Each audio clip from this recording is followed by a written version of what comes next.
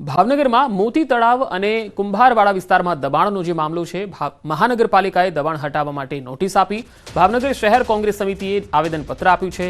સ્થાનિકોને સાથે રાખીને મહાનગરપાલિકાને આવેદનપત્ર આપ્યું. રેલીમાં મોટી સંખ્યામાં લોકટોળા ઉમટ્યા. પોલીસ અને સ્થાનિકો વચ્ચે ઘર્ષણ સર્જાયું.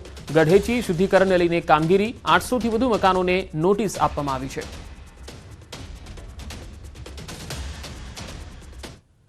આણંદના ભાલેજમાં વિદ્યાર્થીઓ જીવના જોખમે શાળાએ જઈ રહ્યા છે. રેલવે ટ્રેક પાસે ગરનાળું છે, પરંતુ ઓવરબ્રિજ હોવા છતાં લોકોની મુશ્કેલી ઓછી નથી થઈ.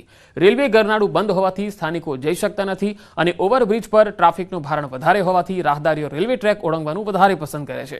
રેલવે ટ્રેક નજીક શાળા આવેલી હોવાથી વિદ્યાર્થીઓ જીવના જોખમે ટ્રેક પાર કરવા મજબૂર છે. સ્થાનિકોની માંગ છે કે રેલવે ગરનાળું ફરીથી શરૂ થાય, જેથી નાના વાહનો અને વિદ્યાર્થીઓ સલામત રીતે પસાર થઈ શકે. આણંદના ધારાસભ્ય યોગેશ પટેલને પણ આ મામલે રજૂઆત કરાઈ હતી. तो हम जब यहाँ से घर से जाते हैं ना, तो हमारी सबसे बड़ी समस्या ये है कि ये रेलवे गरनारा बंद है, तो हमें ये पूरा रेलवे ट्रैक क्रॉस करके जाना पड़ता है. और अगर हम सही रास्ते से जाएं तो 1.5-2 किलोमीटर का रास्ता पड़ता है. तो मैं ये तंत्र से अपील करती हूँ कि ये रेलवे गरनारा जल्द से जल्द साफ करके खोले, ताकि हम लोग अच्छे से जा पाए इजीली. આ ગરનારું ખુલી જાય, એટલે ગરનારાના લીધે બહુ તકલીફ પડે છે. ત્યાં બંધ હોવાથી વારંવાર ટ્રાફિક જામ થઈ જાય છે. વારંવાર અમારા બચ્ચા બી અહીંયા રેલવે ક્રોસિંગ કરે છે.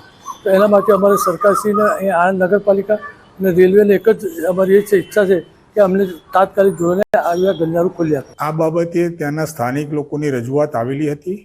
હાલ ત્યાં આગળ જે અમીના મંજિલવાળી ફાટક હતી, ત્યાં આગળ અંડરબ્રિજ બનાવવાનું રેલવે ખાતા તરફથી કામ ચાલુ છે અને તેને લીધે ભાલેજ બ્રિજ ઉપર ટ્રાફિકનું ભારણ વધ્યું છે.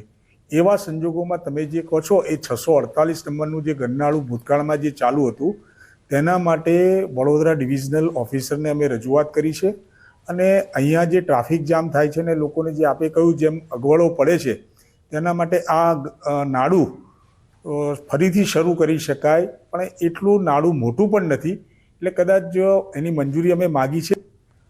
31ને લઈને વલસાડ જિલ્લામાં પોલીસ એલર્ટ મોડ પર છે. જિલ્લા પોલીસે આંતરરાજ્ય ચેકપોસ્ટ પર ચુસ્ત બંદોબસ્ત સાથે વાહનોનું સઘન ચેકિંગ વધાર્યું છે. દમણ અને ગુજરાતના વાપીની હદ પર આવેલી કચીગામ ચેકપોસ્ટ, ડાભેલ ચેકપોસ્ટ અને દાદરાનગર ચેકપોસ્ટ પર રાજ્યમાં પ્રવેશતા વાહનોના ચેકિંગ વધારવામાં આવ્યા. રાજ્યમાં દારૂની રેલમછેલને રોકવા વલસાડ જિલ્લાને અડીને આવેલી તમામ આંતરરાજ્ય ચેકપોસ્ટ પર પોલીસ સતર્ક છે. આઈજીપી પ્રેમવીરસિંહે વલસાડ જિલ્લા પોલીસને દારૂબંધીની કડક અમલવારી કરવા સૂચના આપી.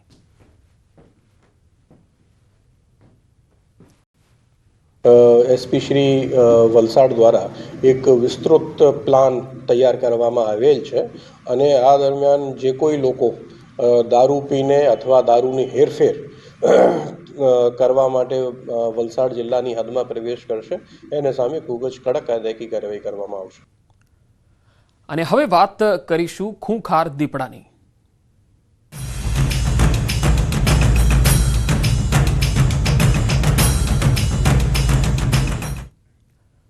ભાવનગરના શિહોર તાલુકામાં દીપડાનો આતંક યથાવત છે. શિહોર તાલુકાના સર ગામે દીપડાએ વધુ એક પશુનું મારણ કર્યું. સર ગામે ફરી એકવાર દીપડાના આતંકથી ગ્રામજનોમાં ભય છે. બનાવને પગલે વન વિભાગની ટીમ સ્થળ પર આવી પહોંચી હતી. શિહોર પંથકમાં દીપડાને પકડવા વિવિધ સ્થળો પર પાંજરા મૂકવામાં આવ્યા. વન વિભાગે પણ દીપડાને પકડવાના પ્રયાસો તેજ કર્યા.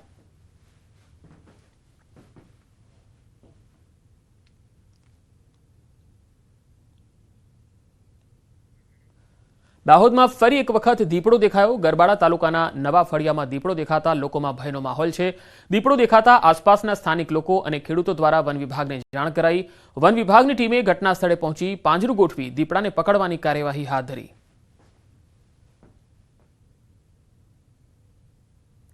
તો સુરતના માંગરોળના નાની નરોલી ગામે શેરડીના ખેતરમાંથી બીમાર હાલતમાં દીપડો નજરે ચડ્યો. સ્થાનિકોએ વાંકલ વન વિભાગની ટીમને જાણ કરી. સ્થળ પર દોડી ગયેલ વન વિભાગની ટીમે દીપડાનું રેસ્ક્યુ કર્યું. દીપડાને પશુ ચિકિત્સા કેન્દ્ર ખાતે લાવી જરૂરી સારવાર કરાઈ. દીપડો સ્વસ્થ થઈ જતા સુરક્ષિત જંગલ વિસ્તારમાં મુક્ત કરવાની તજવીજ હાથ ધરવામાં આવી.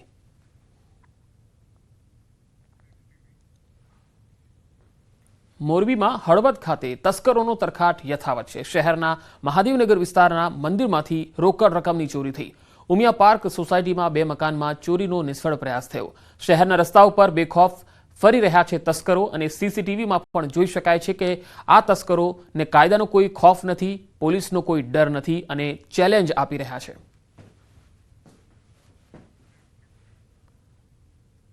વડોદરામાં ચંદનચોર ટોળકીનો આતંક યથાવત છે. ચંદનચોરોને નાથવામાં પોલીસ નિષ્ફળ રહી છે. સરદારબાગમાં 2 ચંદનના વૃક્ષની ચોરી થઈ. ચંદનચોર ટોળકી વૃક્ષનું થડિયું લઈને ફરાર થઈ ગઈ. એક થડિયું સ્થળ પર જ પડ્યું રહ્યું. ચંદનચોર ટોળકીમાં 7 સભ્યો સામેલ હોવાની શંકા છે. અગાઉ MS યુનિવર્સિટીમાં ચંદનચોરીની ઘટના જોવા મળી હતી. કોર્પોરેશને કરોડોના ખર્ચે સિક્યુરિટીનો કોન્ટ્રાક્ટ આપેલો છે, છતાંય ચંદનચોર ટોળકીને રોકી શકતા નથી. વડોદરા શહેરમાં છેલ્લા 1 અઠવાડિયાથી ચંદનચોર ટોળકી જે છે તે પોતાનો તરખાટ મચાવી રહી છે અને જુદા જુદા જગ્યાઓ છે ત્યાંથી ચંદનના વૃક્ષોની ચોરી છે તે કરવામાં આવી રહી છે. થોડા દિવસ પહેલાની વાત કરીએ તો MS યુનિવર્સિટીમાંથી જે ચંદનના વૃક્ષ છે તે ચોરાઈ ગયા હતા અને જે ચોર છે તે જે કટર મશીન છે તે લઈને આવ્યા હતા અને કટર મશીનની મદદથી ચંદનનું જે વૃક્ષ છે તેની ચોરી કરીને ફરાર થઈ ગયા હતા. ત્યારબાદ 2 દિવસ અગાઉની વાત કરીએ એટલે કે પરમ દિવસની વાત કરીએ તો એ જ યુનિવર્સિટીનું જે બોટનિક વિભાગ છે ત્યાંથી જે તસ્કરો છે તેમના દ્વારા આ ચંદનની જે છે તે ચોરી કરવાનો પ્રયત્ન કરવામાં આવ્યો હતો. ત્યારબાદ હવે ગઈકાલની વાત કરીએ તો ગઈકાલે વડોદરા મહાનગરપાલિકા દ્વારા સંચાલિત જે સરદારબાગ આવેલું છે ત્યાંથી જે ચંદનનું વૃક્ષ છે તેની ચોરી જે છે તે કરવામાં આવી છે. પોલીસને અને સત્તાધીશોને શંકા છે કે આ જે ટોળકી સક્રિય થઈ છે તેના લગભગ 6 થી 7 સભ્યો છે અને તેઓ જે છે તે ચંદનના વૃક્ષની ચોરી કરીને તરખાટ મચાવતા હોય છે. બીજી વાત કરીએ તો લોકોને હવે પ્રશ્ન થતો હશે કે અન્ય કેમ કંઈ નહીં અને ચંદનની ચોરી કેમ? તો તમને જણાવી દઈએ કે જે લાલ ચંદન હોય છે તેની કિંમત ઇન્ટરનેશનલ બજારમાં અમૂલ્ય હોય છે એટલે કે કરોડોની કિંમતે તે વેચાતું હોય છે. એના કારણે જ આ જે ચંદનચોર ટોળકી છે તે વડોદરા શહેરમાં સક્રિય થઈ છે અને જુદા જુદા વિસ્તારમાંથી જે ચંદનના વૃક્ષની ચોરી છે તેને અંજામ આપી રહી છે.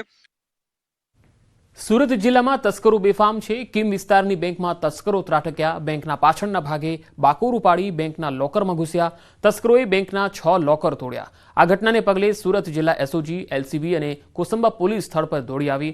કટર મશીનથી દિવાલના સળિયા તોડ્યા. બેંકના અધિકારીઓ કર્મચારીઓની પૂછપરછ હાથ ધરી. કેટલા મુદ્દામાલની ચોરી થઈ તે હજુ જાણવાનું બાકી છે. આ તરફ સુરત જિલ્લા પોલીસ વડા હિતેશ જોઈસરાએ ઘટના સ્થળે જઈને નિરીક્ષણ કર્યું. આટલી મોટી બેંક છતાં બેંક દ્વારા સિક્યુરિટી ગાર્ડ મૂકવામાં નહોતો આવ્યો. બેંકના પાછળના ભાગે ફક્ત પ્લાસ્ટિકનો તકલાદી દરવાજો હતો. સ્થળ પરથી શંકાસ્પદ પ્રવાહીની પોટલીઓ અને કાકડીઓ મળી આવી.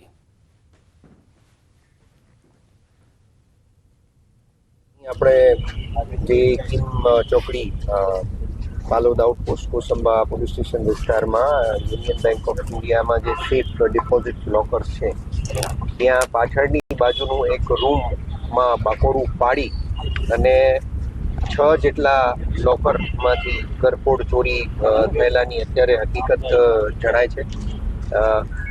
હજી એ લોકરમાં કોનું છે, શું લોકરમાં હતું એની તમામ વિષયોની અત્યારે પ્રાથમિક માહિતી પોલીસ લઈ રહેલી છે. અરવલ્લીના અસાલ GIDCમાં તસ્કરો ત્રાટક્યા. કંપનીની ઓફિસમાંથી 1.70 લાખની ચોરીની ઘટના બની.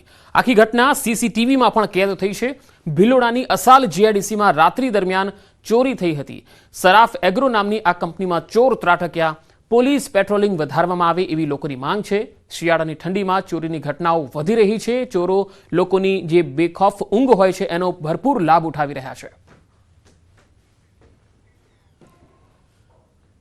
વલસાડ શહેરના તિથલ રોડ પર પસાર થતી એક કારે બાઇક સવાર 2 યુવતીઓને અડફેટે લીધી. અકસ્માત સર્જી કાર ચાલક ફરાર થઈ ગયો. જોકે લોકોએ કારને રોકી હતી અને ત્યારબાદ રોષે ભરાયેલા ટોળાએ કાર ચાલકને સાથે ઉગ્ર બોલાચાલી કરી અને સાથે ટપલી દાવ પણ કર્યો. અકસ્માત સર્જનાર કારમાં ગુજરાત સરકાર અને આસિસ્ટન્ટ કમિશનર ઓફ લેબર એ નામના સરકારી હોદ્દાનું બોર્ડ મૂકેલું હતું. જોકે કારમાં માત્ર ડ્રાઈવર જ સવાર હતો. આથી લોકોએ કાર ચાલક પર રોષ વ્યક્ત કર્યો. લોકોએ પૂછતા ડ્રાઈવર અંકિત પટેલ વડોદરાનો હોવાનું જણાવ્યું હતું. કારમાંથી કોઈ અંકિત પટેલ નામનું ઓળખપત્ર પણ મળી આવ્યું હતું.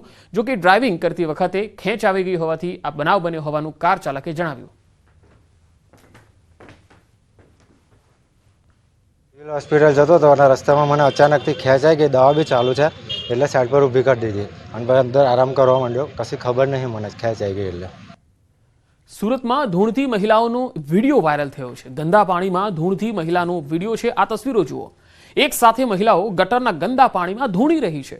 વાયરલ થયેલો આ વિડીયો માંગરોળના કોઠવા ગામનો હોવાનું અનુમાન છે. હવે આ મહિલાઓ ગંદા પાણીમાં શા માટે ધૂણી રહી છે અને એક્ઝેક્ટલી કારણ શું છે, ક્યાંની છે આ મહિલાઓ, હજુ સુધી કોઈ માહિતી મળી શકી નથી. નવસારી જિલ્લાના નેશનલ હાઈવે નંબર 48